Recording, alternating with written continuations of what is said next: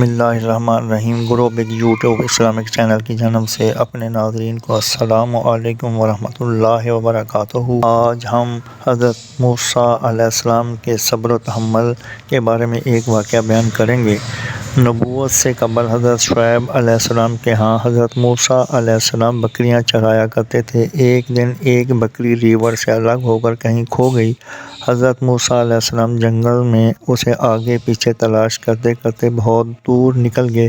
اس سے آپ علیہ السلام کے پاؤں مبارک پر ورم آ گئے اور زخمی بھی ہو گئے۔ بکری تھک ہار کر ایک جگہ کھڑی ہو گئی، تب جا کر کہیں حضرت موسیٰ علیہ السلام کے ہاتھ آئی۔ آپ علیہ السلام نے اس پر بجائے غصہ اور زد و کوب کرنے کے اس کی گرد جھاڑی اور اس کی پشت اور سر پر ہاتھ پھیرنے لگے۔ ماں کی ممتا کی طرح اسے پیار کرنے لگے۔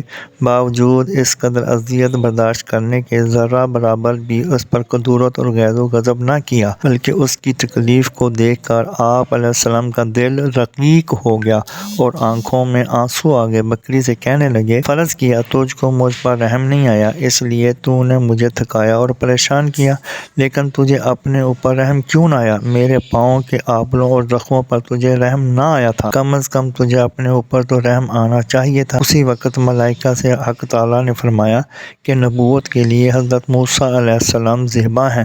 امت کا غم کھانے اور ان کی طرف سے ایذاء و رسانی کے تحمل کے لیے جس حوصلہ اور جس دل و جگر کی ضرورت ہوتی ہے وہ خوبی ان میں موجود ہے۔ نبوت سے قبل تقریباً کئی نبیوں نے بکریاں چرائیں اور اس کی حکمت یہ ہے تاکہ بکریوں کے چرانے سے انبیاء علیہ السلام کا صبر اور وقار ظاہر ہو جائے۔ یہ بکریوں کی چرواہی صبر و حلم کی عادت پیدا کرتی ہے، کیونکہ بکریاں اکثر مختلف جانب بکھر جاتی ہیں، ان کے جمع رکھنے اور نگرانی میں پریشانی ہوتی ہے۔